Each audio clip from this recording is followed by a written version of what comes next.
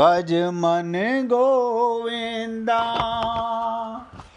गोविंदा गोपाला गोविंदा गोपाला गोविंद गोविंद गोपाल भज मन गोविंदा गोविंद गोविंद गोपाल भज मन गोविंदा गोविंदा गोपाला गोविंदा गोपाला गोविंद गोविंद गोपाल भज मन गोविंदा।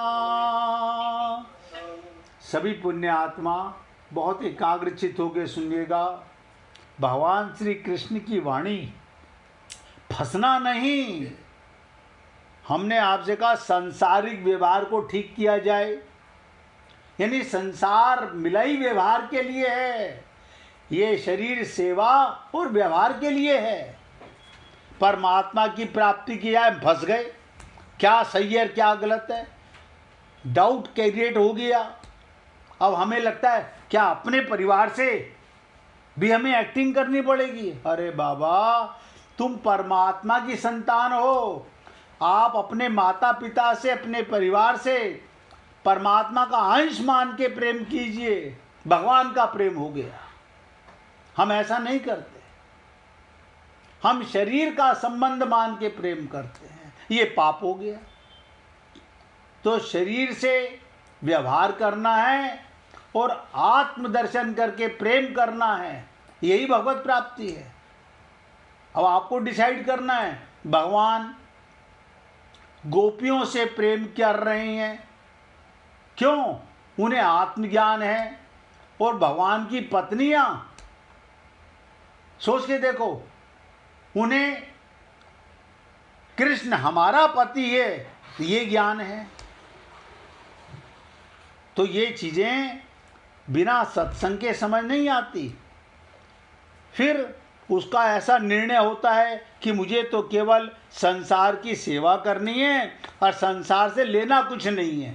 बताइए, क्या हमारे मन में भाव रहता है? संसार की सेवा करनी है, लेना कुछ नहीं है। ऐसा निर्णय होते ही, अगर ऐसा डिसीजन हो जाए, तो साधक की शरीर के भोगों से उपरति हो जाती है, लगाव हो जाता है। इसमें फंसता नहीं है, वैराग्य होने लगता है। यानी विगत राग, सेवा का भाव तो कर्तव्य जो है भगवान। क्या कह रहे हैं भैया? कर्तव्य तो जरूरी है। हाँ, 100% जरूरी है। देखो, हमारे को अपना कर्तव्य तो निभाना ही है। और मैंने तो कहा आप प्रेम भी कीजिए। अगर परिवार को परमात्मा का अंश मान के प्रेम करेंगे तो यही भगवान से प्रेम है। अपनी माता पिता में खूब प्रेम कीजिए भगवान का, उनमें भगवान देखिए। बहुत जरूरी है भाई। तो कहने का तात्पर्य, उसका ऐसा निर्णय होता है कि मुझे तो केवल संसार की सेवा करनी है और संसार से लेना कुछ नहीं। ऐसा निर्णय होते ही साधक भोगों से उपरक्त हो जाता है और संसार से वैराग्य होने लगता है। ऐसा होने के बाद जब साधक परमात्मा की तरफ चलता है, कहाँ जाएगा? परमात्मा की तरफ। इस देह में हरि मिलत है, तो हमारा एक एक कर्म भगवान की तरफ ले जा रहा है। देखिए, मैं अपने परिवार की सेवा कर रहा हूँ, हाँ कर रहा हूँ, भगवान की तरफ जा रहा हूँ। क्यों? मैं अपने परिवार को भगवान का परिवार मानता हूँ।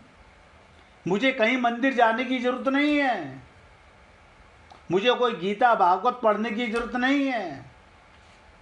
पौंड्रिक के पास में यही एक ज्ञान था। विट्ठल नाथ भगवान महाराष्ट्र में पंढरपुर में उसके घर गए, अपने माता पिता की सेवा कर रहा था। और भगवान जाके खड़े हुए, बोले अरे पौंड्रिक, हम तेरी सेवा से बड़े प्रसन्न हुए। उसने पलट के देखा, बोले फिर क्या करूं? बोले अरे मैं नारायण। बोले हाँ तो क्या हुआ? मैं तो अपने माता पिता में नारायण को देख रहा हूं। विट्ठल नाथ जी को उसका ये भाव बहुत पसंद आया। लेकिन ऐसा भाव बना के देखिए। तो इसलिए कहा परमात्मा की तरफ चलता है तब उसके सामने साध्य और साधन, विषय की तरह तरह के शास्त्रीय मतभेद आते हैं। इससे मेरे को किस साध्य को स्वीकार करना चाहिए और किस साधन पद्धति से चलना चाहिए। अभी मिश्रा जी ने यही बात पूछी थी। क्यों हमारी बुद्धि उलझ जाती है, इसका निर्णय करना बड़ा कठिन हो जाता है। गीता ये कह रही है, भागवत ये कह रही है, रामायण ये कह रही है। क्यों हम अपनी माइक बुद्धि से दिव्य बात को नहीं समझ सकते? परंतु जब, अब नोट करो ध्यान से एक एक शब्द को, परंतु जब साधक, आप हम लोग कौन है? साधक। सत्संग के द्वारा,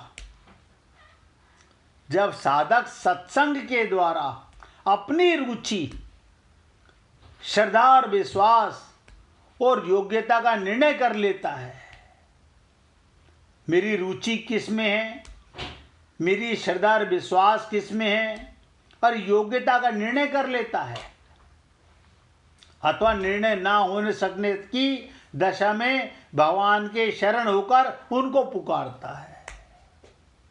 अगर निर्णय ना हो सके तो पुकारो रोके गोविंद राधे, ना भूलो मन पल छिन आदे। भगवान को पुकारो, किसी भाव से पुकारो, उसके साथ कोई संबंध बना के पुकारो। बताइए। और मजे की बात ये कि श्रीमद् भागवत महापुराण में भगवान के प्रेम के अनेक भाव हैं, जिसमें सबसे सुंदर भाव है माधुर्य भाव। यानी भगवान को जब मन करे पति बना लो, जब मन करे बेटा बना लो, जब मन करे पिता बना लो, जब मन करे सखा बना लो। आप कहेंगे ये तो बड़ी गलत बात है। अब बताओ, लगाई ना बुद्धि। जब हम कहते हैं ये तो बड़ी गलत बात है, पति को पिता कैसे बना सकते हैं? अरे बाबा, आप ही सब लोग बोलते हो त्वमेव सर्वम मम देव देवा, मेरे सारे रिश्ते नाते तुम्हारे साथ हैं। हम बुद्धि लगाकर ही तो फंस जाते हैं हमेशा।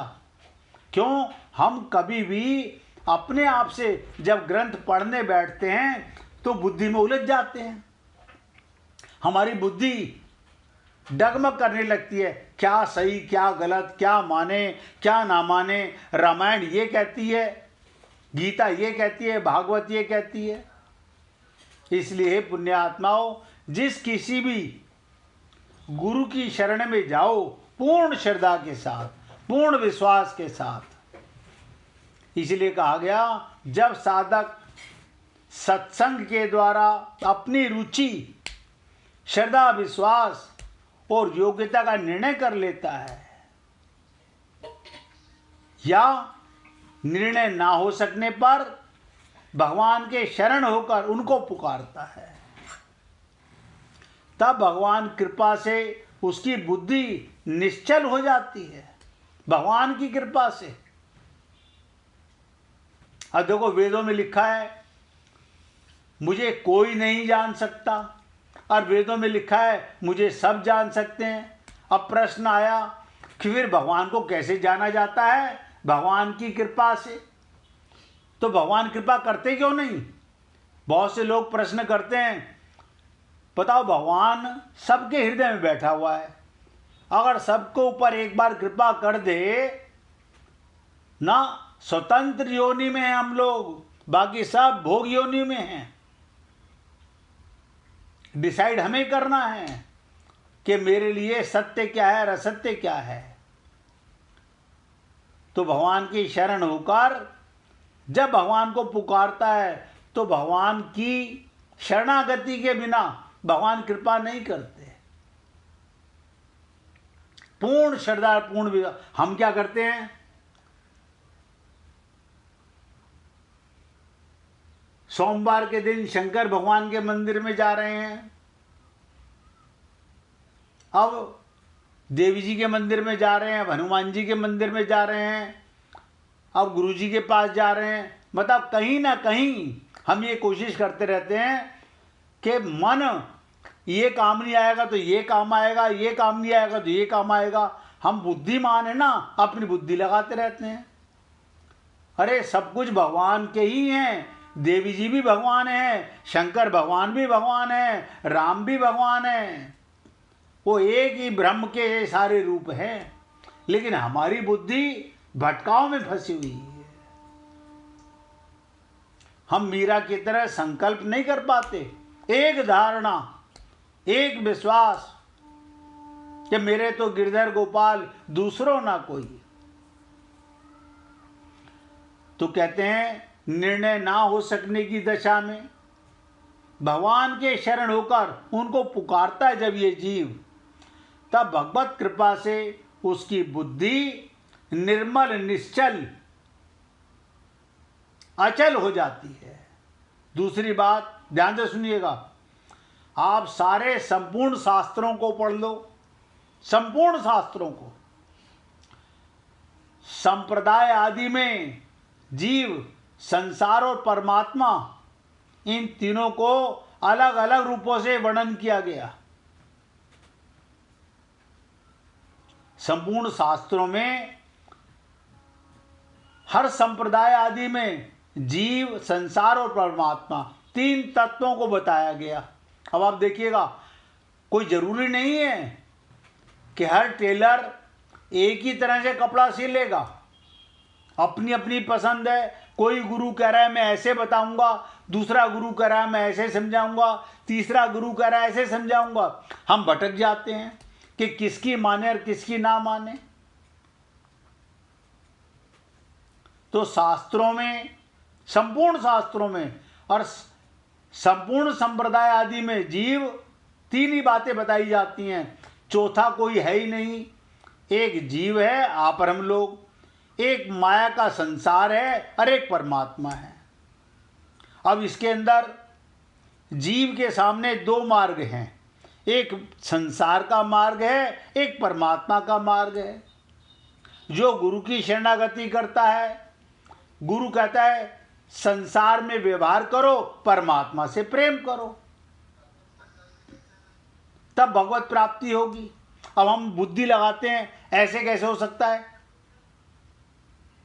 किसी संप्रदाय में जाइए, कोई संप्रदाय अपने साथ जोड़ने की बात नहीं कहता, भगवान से जोड़ने की बात कहता है। कोई गुरु तो वो होता है एक बार आत्मज्ञान हो जाए तो धक्का देके निकालता है, जाओ आगे बांटो, जो तुम्हें प्रेम मिला है वो बांटने के लिए है।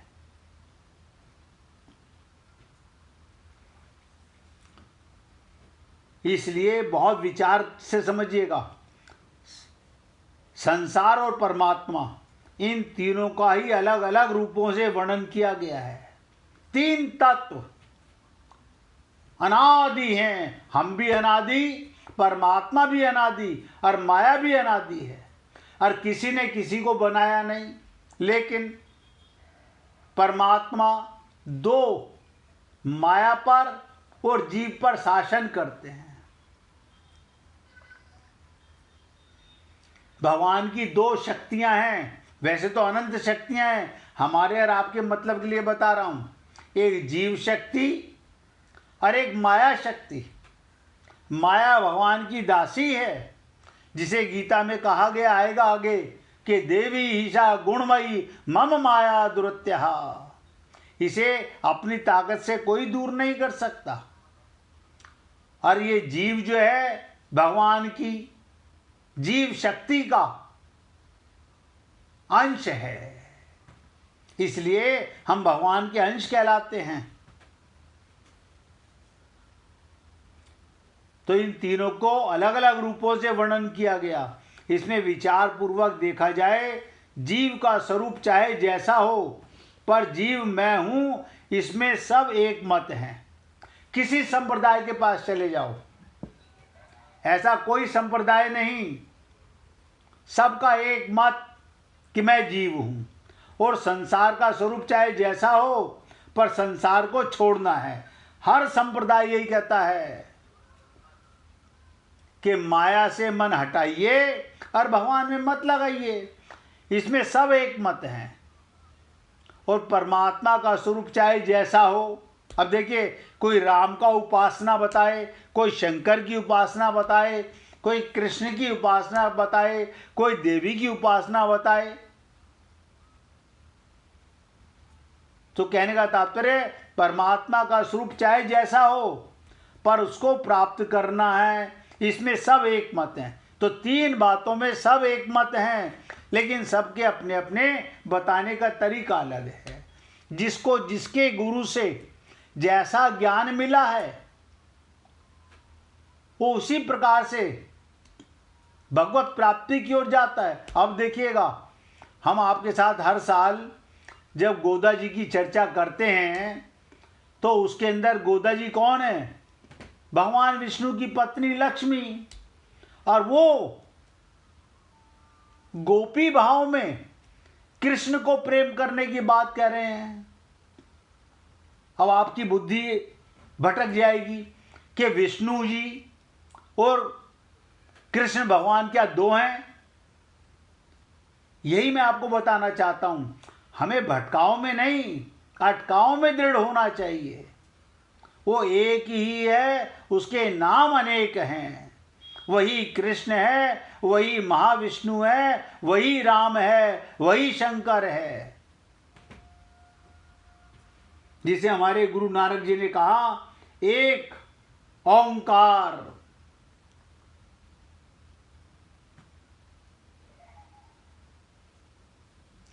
और बहुत ध्यान से समझिएगा, इन तीन बातों पर सारे संप्रदाय एक मत हैं। सब एक मत, और परमात्मा का स्वरूप चाहे जैसा हो, उसको प्राप्त करना है, इसमें सब एक मत हैं। ऐसा निर्णय कर लेने पर साधक की बुद्धि निश्चल हो जाती है। क्या? मेरे को केवल परमात्मा को ही प्राप्त करना है, ऐसा दृढ़ निश्चय होने से बुद्धि अचल हो जाती है। लेकिन हम लोग भटकाव वाली बुद्धि में हैं, द्वैत बुद्धि में, इधर जाएं, क्या करें क्या ना करें। अरे बाबा, सारा संसार भगवान का है, सेवा करो भगवान की मान के। आप अपने परिवार की सेवा कर रहे हो, यही तो भगवान की सेवा है। आप मंदिर में जाकर के, आप ध्यान से सुनिएगा, घर में माता पिता पति पत्नी दुखी हो, बच्चे दुखी हो, और मंदिर में जाके तुम भंडारा लगा रहे हो, भगवान प्रसन्न नहीं होते।